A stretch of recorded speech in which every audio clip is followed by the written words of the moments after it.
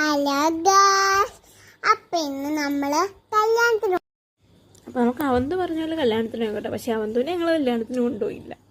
അപ്പോൾ നമ്മൾ കല്യാണത്തിന് പോയി ഇതിൻ്റെ അടിപൊളി ഡെക്കറേഷൻസ് ആണ് കേട്ടോ. ഇതിൻ്റെ ഇവൻറ്റ് മാനേജറിന് കൊടുക്കണം, ബിഗ് സ്ഥലം കൊടുക്കണം. അതുപോലെ അടിപൊളി ഫുഡും ആയിരുന്നു, അടിപൊളി ഡെക്കറേഷനും ഒക്കെ ആയിരുന്നു കേട്ടോ. ഞാൻ ലാസ്റ്റ് ഓഡിറ്റോറിയം ഒക്കെ കാണിക്കാം കേട്ടോ.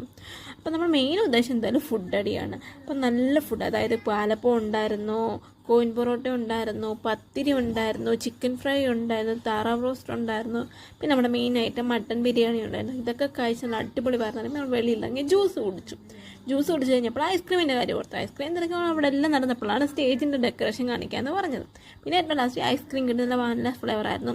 അത് കഴിഞ്ഞ് മറ്റേ പാസ്തയുടെ പല ഫ്ലേവർ ഉണ്ടായിരുന്നു, അത് ഞങ്ങൾ കഴിച്ച്.